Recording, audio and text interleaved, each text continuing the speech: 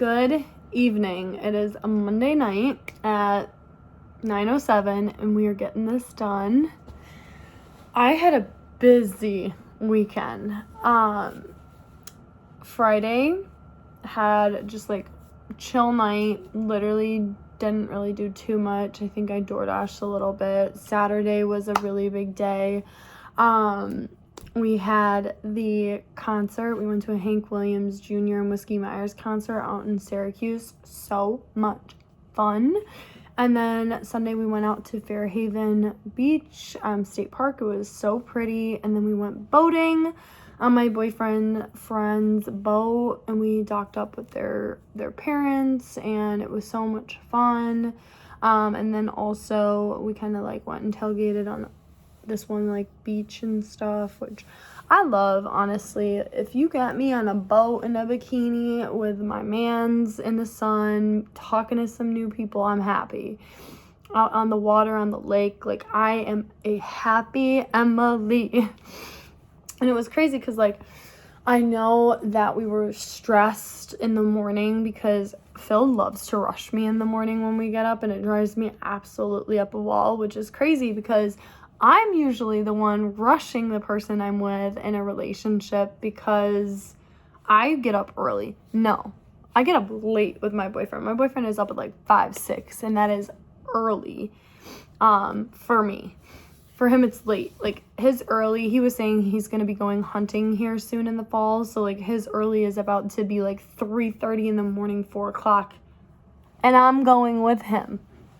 I'm like, babe, I don't know if I can get up that early. Like, I might just have to meet you out there. He's like, no, we're going. It's going to work out. We'll figure it out.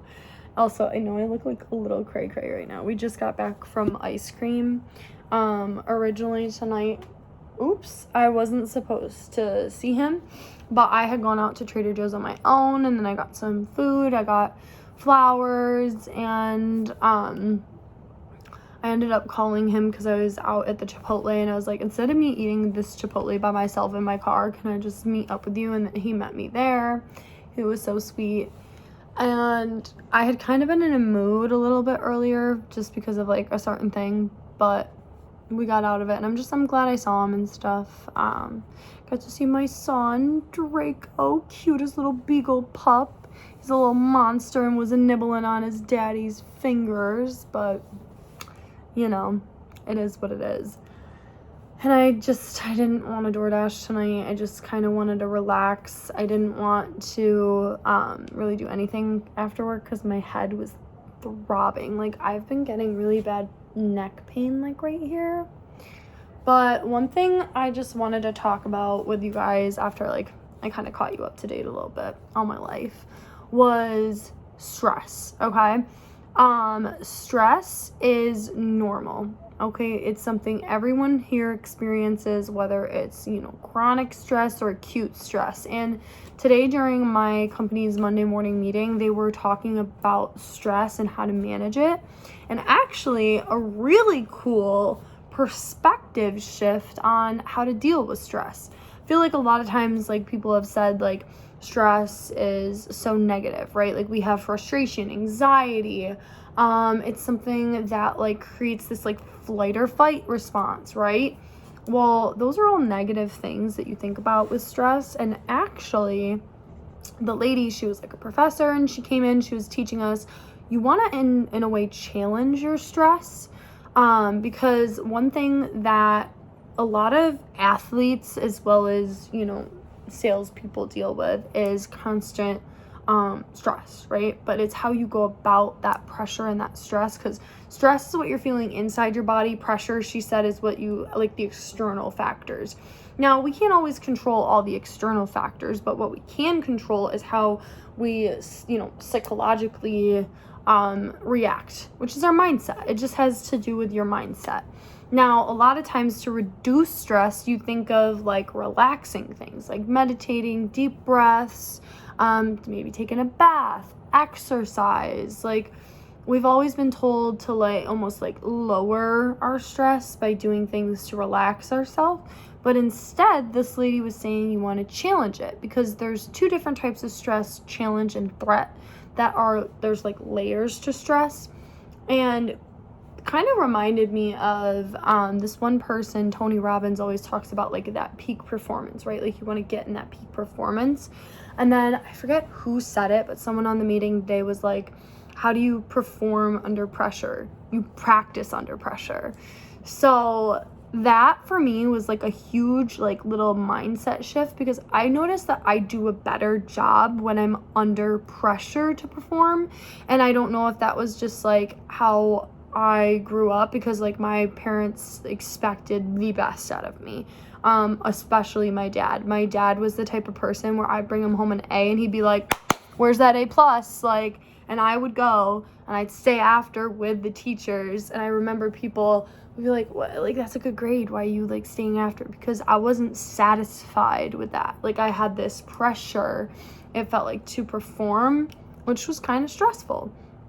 But in sports, I also had that same level of pressure to perform, which led to that stress. And I think one thing I've always done that I'm just like really proud of myself for is I really do practice under pressure to perform. Now, one thing you want to do, and this is something I've heard is, and also was kind of giving someone advice on this past week, was there was this one girl in the beauty business I'm a part of. Her and I had just met up. We went to Texas Roadhouse. We hit it off. And like she was telling me she gets a little stressed out about talking on her Instagram stories. Well, I was like, what you want to do is just pretend like you're talking to a friend. And the more practice you have, the better you're going to perform. This kind of made me think about how when I had originally started Instagram, it was in my senior year of high school, and I remember I used to Google like Pinterest and Pinterest images, and I would try and like replicate these images I'd find. Like literally I remember going out into my parents' field, finding like, you know, one of those like it's a dandelion, but then they turn and they have the little fuzzies on them and you can blow and make a wish. I remember taking a picture and trying to like look all Pinteresty, and what this outfit I had on, this like white lacy top, and the girls used to call it my Kardashian shirt or whatever. And I tried like making this really Pinteresty pic, and I just kind of had like that eye for photography, but also like doing things differently as well with, I don't know, but I would always practice. I could practice different outfits or poses or images, and I would try and be creative and artsy. And then like, you know, in college I really started going adventuring every weekend, and that was like something I would look forward to, was going on these adventures and taking pictures. And then of course, like you guys remember my party phase where I would post like my party pics or whatever, but I also had that adventure phase where like me and my grandma especially would always go on different adventures together. But yeah, I don't know. I really felt like I had to share that with you guys, because I feel like a lot of times like we always try and lower our stress and we never try and challenge it. And we almost view stress as, again, just so negative. But what if you looked at it as something that was there to help you improve? What if we looked at it as something that could be a tool for us to like get where we need to go? Because you want that high energy peak performance state to perform anyways. And that just like made me view things a little bit differently this morning, that I had to share. I literally was taking notes. Like I was taking notes. Like note takers are money makers, and I was writing all this stuff down because it was so intriguing. And it was one of the most informational as well as just like educational Monday meetings that we've had. But yeah, it was nice tonight to just go with my boyfriend. After we went to Chipotle, we ended up going back to his place, hopped in his truck, and then we went to Lucia's, which is a really good ice cream spot. And we just bonded and talked, and that quality time is so essential. And it's nice because we give each other our space, which is good. Because obviously we don't live together right now. We always are, you know, talking about it, and Phil is currently working on getting a house and everything, and it's a whole thing, right? But I just like, I don't know, I am grateful for that space. And then I wonder like how it would work, because I've never lived with a guy before, so I don't know how that's gonna go. And sometimes like, I don't know if anyone else is like this, but you get like miles ahead in that, like, relationship you're in. Like, I know, like, him and I kind of mentioned, like, kids and stuff, and I get so stressed about that because, one, I'm absolutely afraid and terrified of childbirth. I think that is the most scariest thing ever, and I don't know if I really want to go through with it. I, like, see all of these kids, like, always so hectic and crazy, and, like, these, like, parents and adults, like, getting, like, so stressed out and so upset that they're not enjoying themselves. And, like, I'm sure that they have their moments, but that kind of freaks me out. I don't know if it freaks anyone else out, but sometimes, like, I do let my mindset get the best of me, and I let that fear win. And I know, like, that's just, what is it, like, that lizard brain I have inside of me. I've heard it on different podcasts, and someone had brought it up again in the chat today in the Monday morning meeting. But, like, it's like our lizard brain, like, we get, like, afraid, right? It's that flight or fight. And for me, I kind of go into flight with, like, that, like, I don't know if I want kids. I want a family, and I do think having a mini me and a mini Phil would be so cute. But, like, I don't know if I would be the best mom, because I do feel like there's still stuff I need to work on right now for myself, and I'm really hard on myself with that. And I know that a lot of people, like, they're like, no, you'd be an amazing mother, you'd be so caring, so loving, you'd be the mom to your kid that you always wanted with your mom, and you'd be better than your parents, and because of what happened with your family is why, like, you would be such a good mom, and da da da da da. And I don't know, I question that sometimes. I really do. And I get so afraid, and I go into that, like, kind of fight or flight mode. So it's just, like, kind of curious, or not curious, it's just kind of like something, like, I was thinking about, like, just pondering and really, like, soaking in. And I know that, I forget where else too I heard it, but it's like, the things you're afraid of, you want to go after, and that means that you're in the right place. Like, if you're afraid of something good, challenge it. You want to challenge it. Why do we always get so afraid to challenge it, to go for it? I feel like taking risks is so important, and I am a risk taker, don't get me wrong, but, like, and a great example, something that was a risk for me that I could take right now is going to this huge conference that my beauty business is having next, 2 weeks from now, or a week from now? No, it's 2 weeks. 2 weeks, a week? What? I think it's 2 weeks. I don't know. But anyways, it's coming up. It's really soon. And I really, really want to go. And I have enough PTO. I could go, but then I'm thinking of all, like, the thoughts there, and, like, all the fear there of, like, whatever. And then I'm also thinking of how I do have enough money right now to go, but I don't want to put myself into this, like, back against the wall position, even though I could work really hard and get there. I'm trying to be a little bit more conscious of the decisions that I'm making, and, like, really trying to, like, look at all of the surrounding factors, because I feel like that there are times where I do things impulsively. So I think I made the right decision. I decided not to go, and I'm really bummed about that, because it's a huge conference. It is the 10 years for my beauty business, the company that I'm partnered with, and I really want to go. There's so many other people. The connections are insane. I've heard that your business can double, triple from going, and I really wanted to meet 2 of my friends that I'm pretty close with in the business, where we work hand in hand together. So it does kind of disappoint me a little bit, but I'm realizing, like, sometimes I have to make that sacrifice, and